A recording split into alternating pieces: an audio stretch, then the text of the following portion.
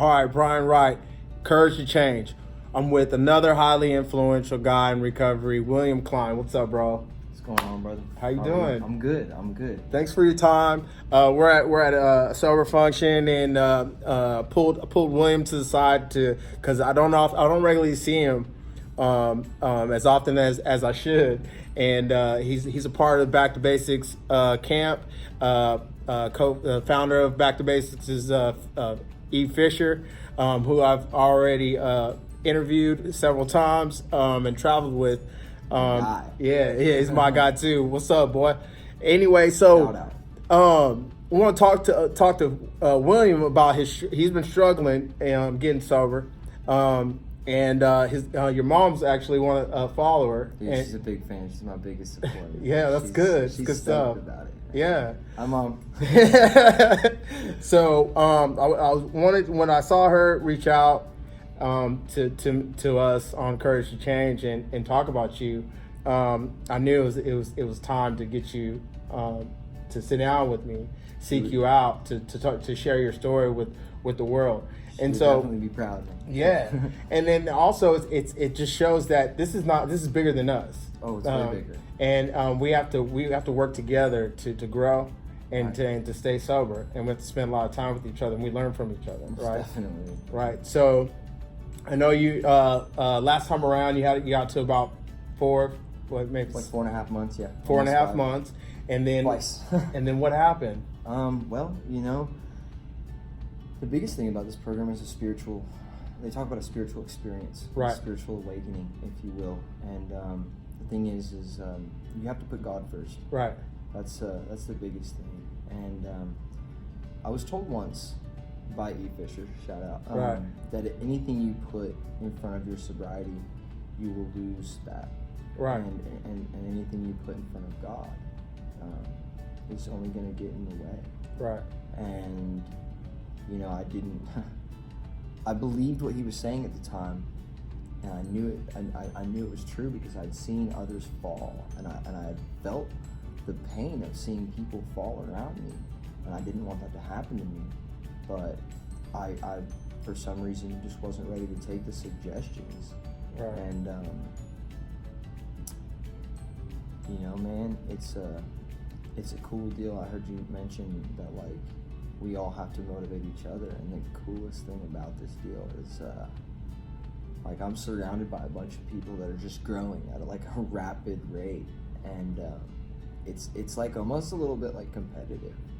I see a lot of people that come from similar backgrounds that we all used to think that partying and drinking and drugging or whatever was cool. The cool thing to do, and we felt okay in our own skin when we had those substances to kind of give us the courage. Right. And I see a lot of people around me now that thrive off of success and thrive off of the growth and growing through painful situations, difficult situations, and overcoming obstacles left and right, and we get to see each other winning, and we're slapping fives with each other, and it's great, man. Right.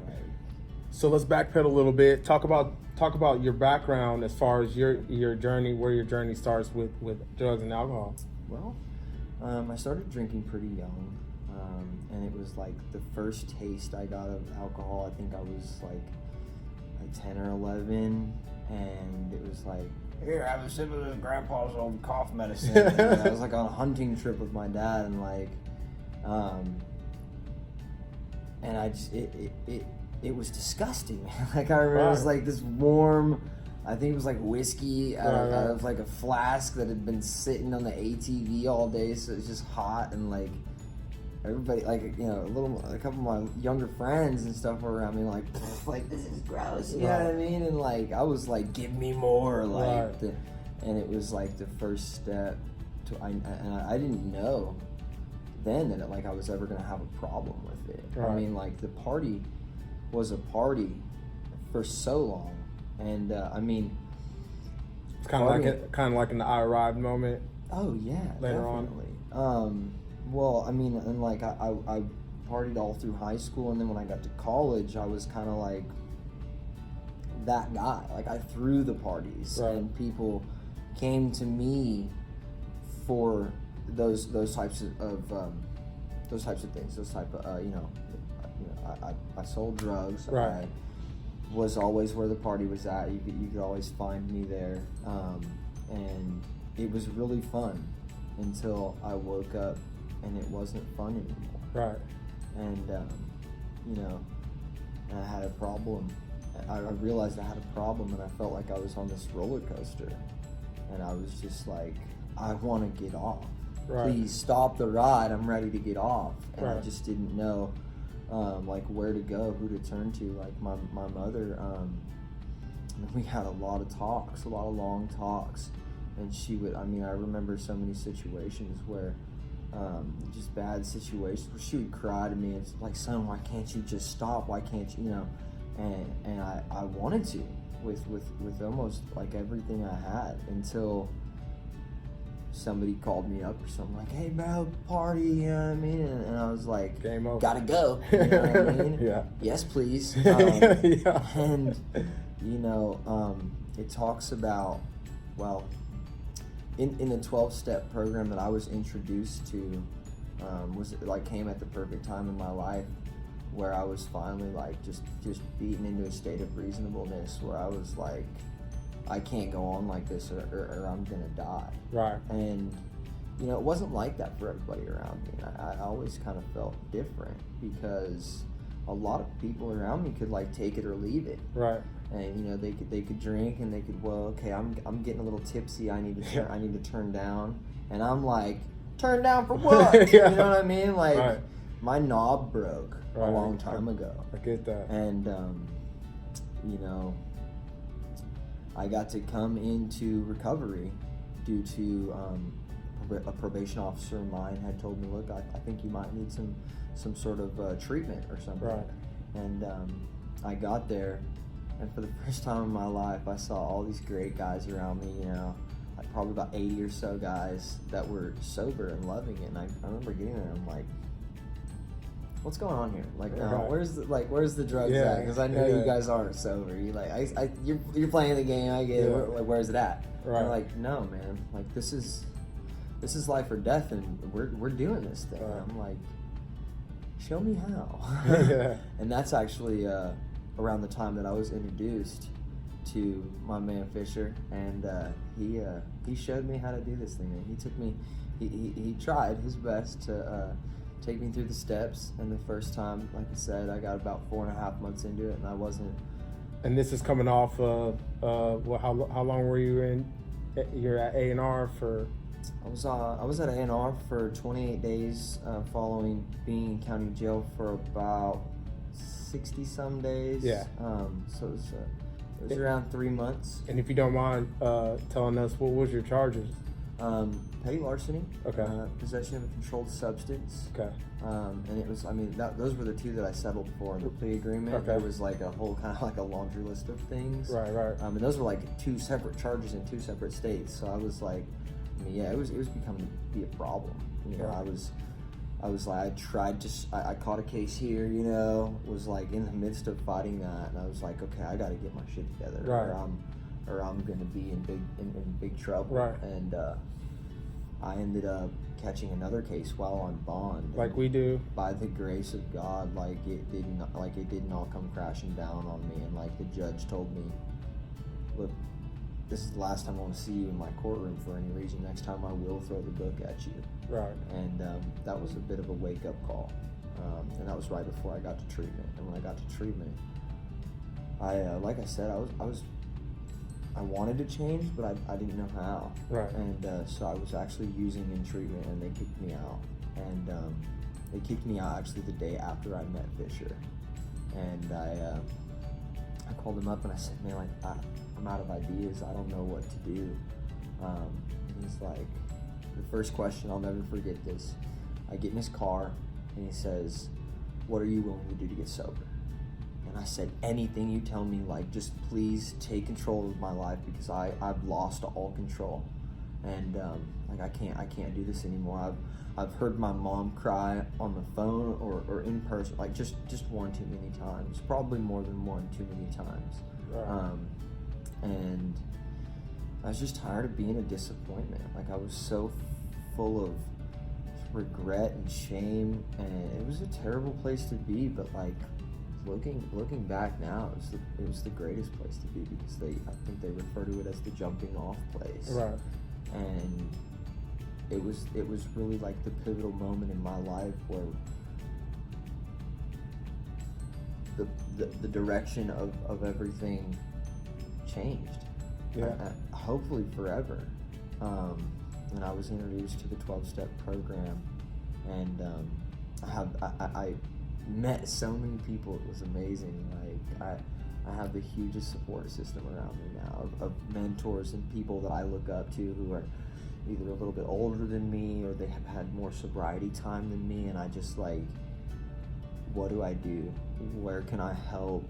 Where can I chip in? And somebody told me once that the wolf will catch the sheep that's on the outside of the pack. Right. So to stay right in the middle of it and just get rooted in and find yourself a place where you belong. That's good stuff. Just get in where you fit in and run with it.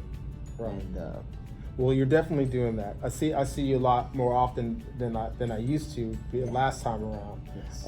Starting off, coming out the gate, and what I did notice last time is when I would see you in passing, I'd be like, well, how you doing? And it was always an emotional low, instead of a balance. We're always not gonna be, everything's not gonna be okay all the time. Inside and out.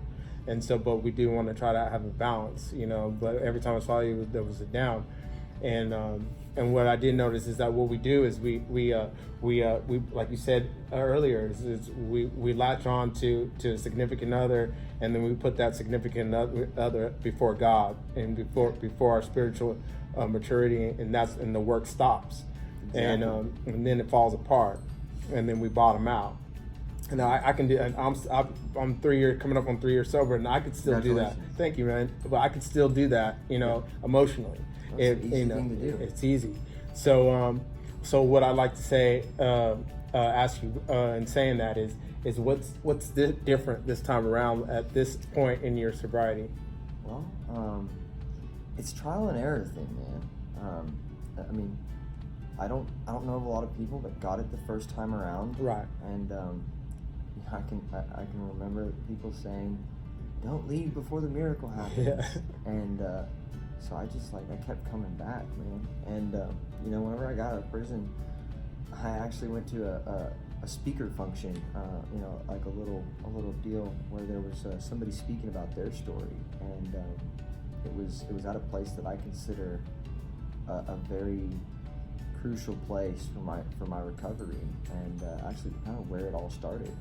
And she said that she felt a sense of like being at home. Yeah. That was the first place she ever felt comfortable and at home, and it made me cry because I felt that same feeling, and I had been homesick for so long, just trying to find a place to call home, and now right here in the fellowship is where it's at for me, and I get that feeling like all the people around me I'm surrounded by love. Right. And it's crazy because we're a group that wouldn't normally like mesh together, right. And we all have this one common thing, and that's recovery. And it's amazing the people that you meet, and from all walks of life, and just like how you see them, like at this event particularly, right. How it's like an annual right. thing. How you see people from last year, and they're doing even better this year. Right. They got bigger smiles on their face this year, and it's such a great feeling. Yeah, it's cool. Yeah, it's pretty cool. And as you said that, I thought I've said that term just recently, as this is home, and when I'm surrounded around people in recovery, and I know that I'm safe. It's a safe place. But then I have to ask myself, was what I thought about when you said that is, how do I contribute? How do I keep this house a healthy and safe place? and that's what I tried to, my goal is for myself to throughout the weeks and days to come is to see what I can do to give back, to keep my to stay sober, and also to grow the fellowship. Well, yeah, and like, I mean, my outlook is on it, like, this deal gave me a new life. So, like, I mean, anything that I can do to make it bigger and better and help the next guy out and, like, pass along the message and, like, just the hope and the courage and the strength to change, because I know what it was like. Right. You know? And I know where the new people were and are because I've been there. Right. And so anything that I can give back is like, it's like a bonus point for me. It's like, right. It makes me feel great. Like, I mean, if I can help save one person or lead one person to having that spiritual experience and that psychic change they talk about, then like my life means that much more. Yeah. And it's funny because my buddy always likes to say this. He says, this program and this deal right here, it gives me like this superpower, and I feel like a superhero. Yeah. And the best part about it is, like, every person that I save, I get to give them my power away. That's good stuff. It's like, the first time I heard it, it sent shivers up my spine, and I was like, what? I'm trying to do that. Like, right. And it's become like a part of, like, a mission in my life. Right. You know. So with that, I'll get to the superhero part because that was a good segue. Part. Yeah. Okay, sweet. But also, I would like to ask you, so a year, 2, maybe 3 years down the road, where do you see yourself? Well, it's kind of cool. There's a vision that me and a friend of mine have. So like, my friend, Emeka Fisher, he is the sole proprietor, I guess, of Back to Basics, Sober Living House. We about a year ago, we started our own like group, small group called Back to Basics, the same name, and he and I really want to like open up a treatment center. That's dope. And we don't know exactly yet. I mean, like, we've been bouncing ideas off of each other, whether we want it to be like, you know, just for men, or like a co-ed thing, or like a family treatment center possibly. Right. That's good stuff. Yeah, I'm just trying to take this thing all, like, the sky's the limit with it. And I think that, you know, it's a great cause, and it's what I personally think it's what, like, my higher power has led me to do with my life. Good stuff. And it finally gives me like a purpose that's not just partying away until we, you know what I mean? Like, it's like, I get it. yeah, it's that's cool, man. I like to be a part of that vision, Fisher. If it should come up, now let's get to superhero. If you could be a superhero, what type of superhero would you be and why? Okay, well, I would definitely fly. I would definitely fly. Why would you want to fly? Dude, the feeling of flying, right? Like, free. That's good. Free, like a bird, man. Majestic. That's good stuff. I definitely want like super strength, like just because I think the guns. I don't know. Maybe. No. I think it would be cool to like be able to kind of tell the future a little bit. Yeah. But those are my 3 little powers. Okay. Yeah. Or no, you know what? No. Forget telling the future. I'd want to stop time. Yeah. That'd be so cool. Hit the pause button. Pause, yeah. And then just keep rocking. Yeah. That'd be awesome. But I don't stop. I don't pause. I get to like run around when everything's paused. Yeah. You know? Yeah. Save people. Like, yeah, kind of like Flash, but not. Yeah. Yeah. Okay, so all right. If there's anyone out there that like identifies with you and your story, what piece of advice would you give them? If that someone that out there that's struggling right now with their addiction or whatever they're doing, you know, that's got them in going down the wrong path. Like, I mean, I guess when you've had enough suffering and if you want to change, just get involved in a 12-step program and get involved in the unity, the community, the fellowship of that, and do the work. Like, I can't stress that enough. Like, do the work, and it's not even that difficult. You know, my sponsor told me like 10 minutes a day, at least 10-15 minutes a day, and you know, make it. Just take the ball and run with it all the way, and don't look back, because I promise you, you won't miss anything. I mean, like, the party will always be there, and it's just as miserable as it always was. It doesn't get any better. What gets better is the sober life, dude. I see people around me just like, I mean, it's crazy how good they're doing, and they just like keep progressing. Like I said before, like the sky's the limit. With it. And yeah, just pick up this deal and run with it, and then give it away to everybody that you can like get your hands on. I guess like that's good stuff, bro. Thank you. All right, this is Brian Wright. It's Courage Change with William Klein. We're out.